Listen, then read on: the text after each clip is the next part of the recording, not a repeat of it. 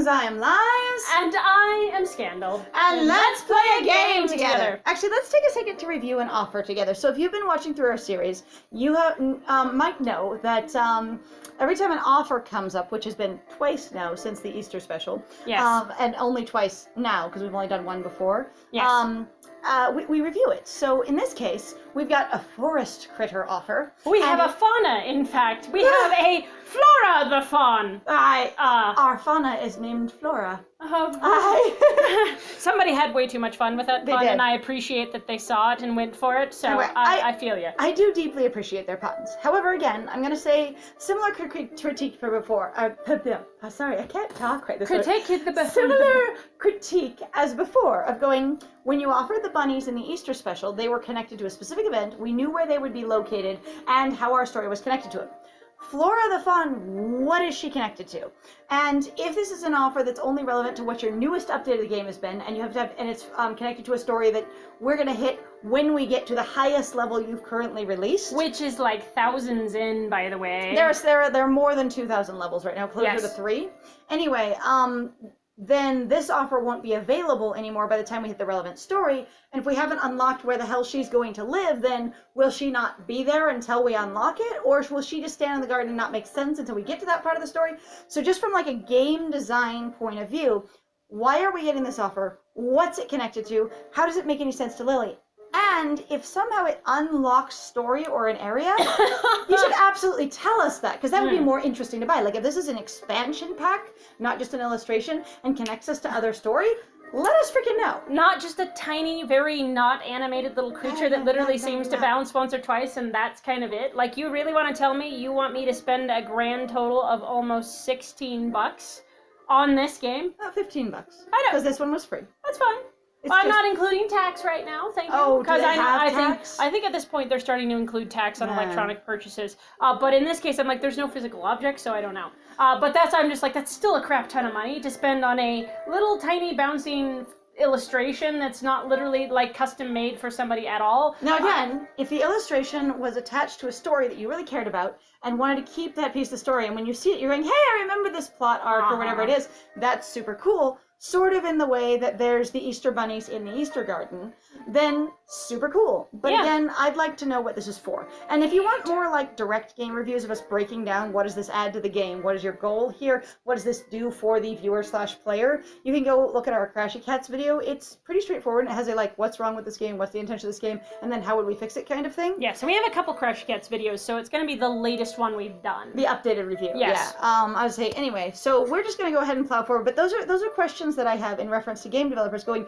what does this add to me as a player? And for me, my precedent, and for both of us, based on our gameplay experience, our precedent with illustrated things is they introduced them in the Easter special. Yep. So they might have been introduced before that, but not for our experience in the game. Yes. And then that was attached to a story and a location. This one's out of nowhere connected to something, nothing? I guess. I don't know. We don't even know. So we're gonna place flowers. Why not? Because I feel like examining the oak tree is going to spark more plots. It's the rock ground flowers. Remember? Because this was the rock garden, flower garden, the rock flowers. The rock flowers. God, I want to see the rock flowers. They sound very pretty. Patron, of course they are. Of course, they're beautiful. They're mine. They're magnificent. I also want to get rid of that stump. Like, I just feel like we can remove giant, massive stumps in other places, so it's not like we're having a problem with like stump grinding or digging it out or anything. Because we took out a much bigger one in the butterfly garden. Right. So, like, we could do this. Now we can plant some plants that are low to the ground, because that's totally like rocks. What? Why? Just show me where. Do you know how to plant plants? Because that's a lot more complicated, actually, than pulling weeds. And you're still doing a weed pulling gesture. All right, here we go. That's very cute. It doesn't look very organized or tailored like the rest of your. No. Like we're doing very like wildscape kind of here, or like naturalscape or zero-scaping, or basically we're not zero-scaping is a no attention required. Yeah.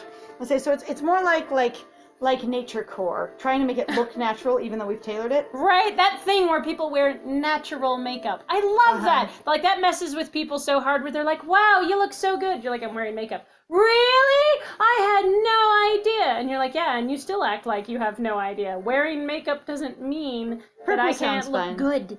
Right? It also doesn't mean like wearing natural makeup. I love those posts that people do sometimes where they're like, here's me with no makeup. Oh, babe, you look sick. Are you okay, honey? Here's me with natural/light makeup. You are so pretty. You don't need makeup at all. You look amazing. Oh, right. And then they're like, here's me made up. And people full makeup go, oh, well, you don't need all that makeup, honey. Oh, honey, you don't need to be so insecure, blah, blah, blah. And you're just like, One, makeup is an art. Two, there are social occasions where makeup is expected and or needed for people to respond to appropriately. Three, makeup is a sign of, like, class as well. Oh, Four, my God, yeah. People, a lot of them don't realize what, like, adult faces look like without makeup. So having worked in photography, even briefly, but also using a lot of people art references and stuff. Right. Like, having faces without makeup, a lot of people aren't familiar with how much people have going on as adults that is different than kids. Like, kids without makeup are kind of what we go for as adults. We're just going to remove any amount of detail from our face and make our cheeks rosy. Which is really funny, except for the fact that, like, also, like, what kills me if looking at, like, adults without makeup, for the most part, even in the movies, where people are like, the guys in the movies are never wearing makeup, so you at least have that, and it's like, oh God, they're wearing so much makeup. You have no idea how much makeup that all of those people in that entire movie are wearing, and how much, like, they have to have dabbed back on between different scenes, between shoots, between, and then it's a lot like, of people can argue that, well, the men aren't wearing makeup, and the thing is to get the lighting and the color and stuff to show up right, for the most part, you have to put makeup on skin. Yeah. Like, it's not absolute, but if you want all the characters to look uniform, like they're from the same show, right, you've got to make them up together. Like, even if they're all different people, different ethnicities, what have you. This is usually why you have a particular makeup stylist and their team, but they all take direction usually from one person with one vision, and also that one person usually will actually, shockingly, as far as I've ever seen with behind the scenes stuff, which I think is really cool, is they will all have photo references for this is what you look like on this scene for this side and for your left side and your right side, or depending on what sides are important. And they will take Polaroids of people with those pictures, or they will have other more in-depth pictures that they print out, but it's like, it's really important for them to keep track of it for some shows, and some of them are less picky about it, but other ones, especially when you're doing like big budget movies, they go into a lot of detail sometimes. Now, if you're familiar with, like, creature makeup or prosthetics and stuff, obviously they need photo references for those, or like tattoos and things. Right. But they do it just for standard hair and makeup, so people remember which way it's parted, so no one's ever tired and forgets, that kind of thing. Right. Which way, your hair is parted, what exact shade of eyeshadow you have. Some of them, I've even seen the photos where they write down the makeup types on the side of, this is this blush, this is this foundation kind of thing. Yes. And you just look at it and you pull out the appropriate products and go for it. Because sometimes those makeup stations are used by multiple people, or you're always busting out your kit every day and trying to remember what you did. Yes, absolutely. So here we go. All right. There we go. What do you think? It matches your pants, kind of. Yeah, kind of, actually. You can still see the rocks. It is supposed to be a rock garden? Right. Yes. Right. Correct? Because the rocks are important? God, how did you ever date him? I am feeling such a level of, like, I get where women basically get pulled into scenarios where they're being told that they need to caretake, and that's the ultimate part of your life. And I'm sorry, to me, I feel like it's something to apologize to individuals for if you've ever felt that way, or that's been your experience. If it's ever been a weight on you to caretake. Yes, and that is something that keeps happening to you too, where you're like, no matter what I do, I keep caretaking, and I can't stop caretaking, and like, damn it, it's so frustrating. I feel you. I'm so sorry. I want to contribute to the relationship, but I don't want you to not be able to function without me. Right? Except also what kills me here is, even as much as Blaine is really fucking annoying, Luke is also a goddamn disaster. I don't know, like, I'm just like, Lily needs to date Rachel, or Lily needs to date no one. Lily just needs to be on her own. Date herself. She needs to be in a relationship with herself. She really does. Honestly, as silly as that sounds in regards to, like, self-empowerment, it's actually really important to find out more information about yourself, what you like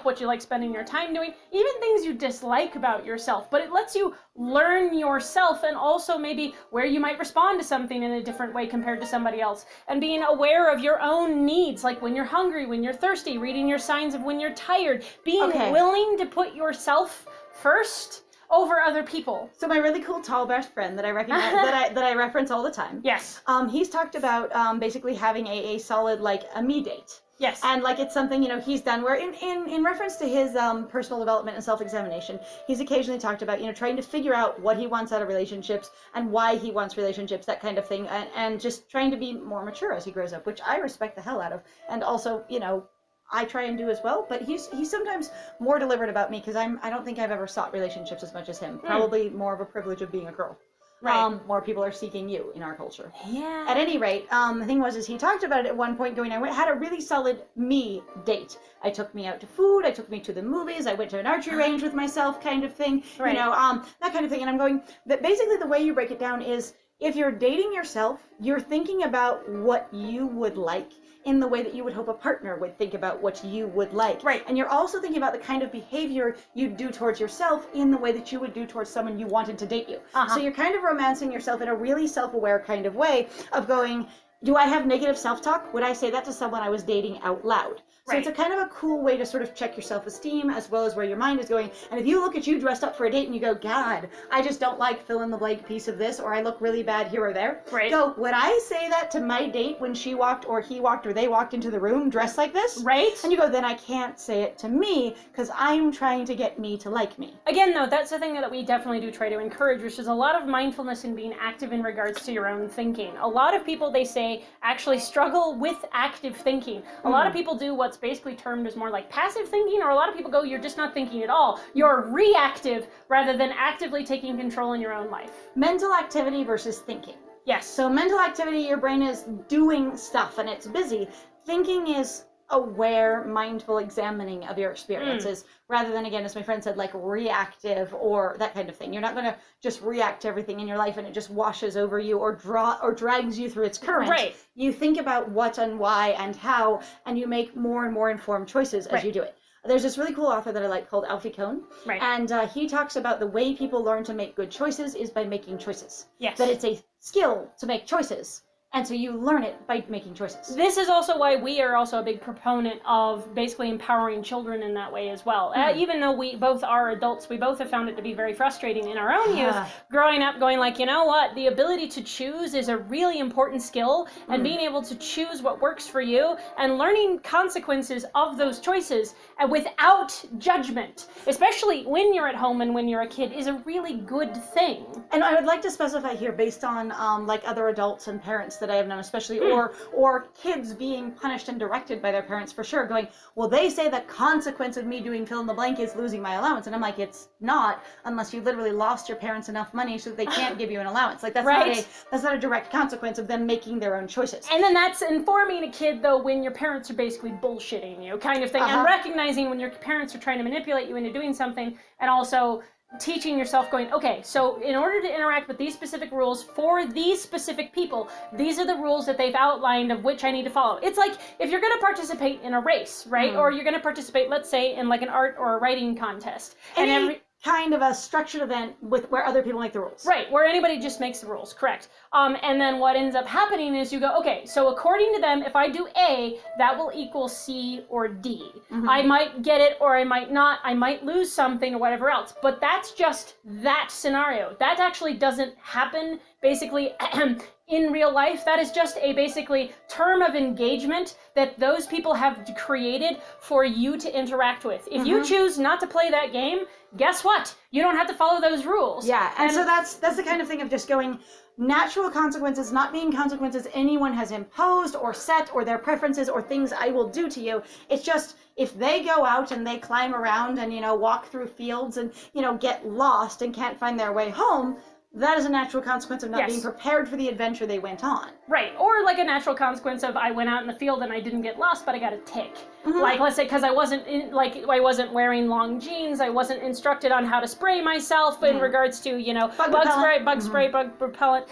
There's a lot of different layers to that. Anyway, we have a lot of different today. Here we go. Because opinions. The rocks are important. I feel like, okay, so what I just wanted to say real quick about him, like completely nothing else, just about him, is going, if he had no history of abuse, if they didn't know each other at all, and he was just standing here having these conversations, he'd seem like a himbo. He really would seem like a himbo. He really just would be, I have no context for this situation right here. My expertise is over there. Hey! And that's, so I'm like, so just remove that for a second and go, sure, he's being irritating. And yes, it's frustrating that she has to caretake for him. But again, she took to gardening like a fucking duck to water, if you will. Yes. Like even better than that, a duckling to water. Because they're like, it's in my instincts, blah, blah, blah, blah, right? I just jumped out of the tree. All right, that one, or the bird's trying to fly. I just felt this urge. I needed to jump, and your wings open. Like if you throw a baby bird in the air, even a really tiny one, they will start flapping. It's an instinct. Don't do that, though, please. Oh God, people running around, yeet! And we'll be like, we know you watch our channel. Bad.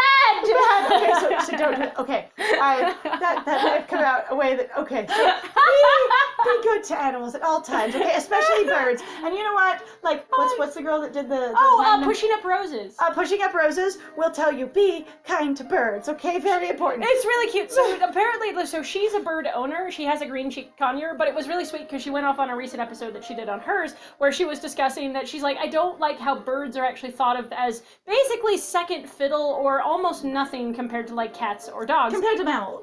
Yeah, compared to other animals. And honestly, I agree with her. But I also was like, damn, just don't do that to any animal, you know? But I feel bad about fish. But like instincts anyway. So yes. So they're instincts. But in this case, like I appreciate that his skills are somewhere else, and I appreciate that she's super irritated with him, which is complete reason to be, because they have a huge history of unhappiness. But at the same time, I'm going, while she doesn't have to help him or teach him any of this, there's no reason he should also know it. Yeah, right. So again, like that sort of thing of being aware of as much of the situation as possible, and we miss things constantly. Yes. But there's that thing of going, her being annoyed with him being ignorant of this stuff, there's no reason he shouldn't be ignorant. Right.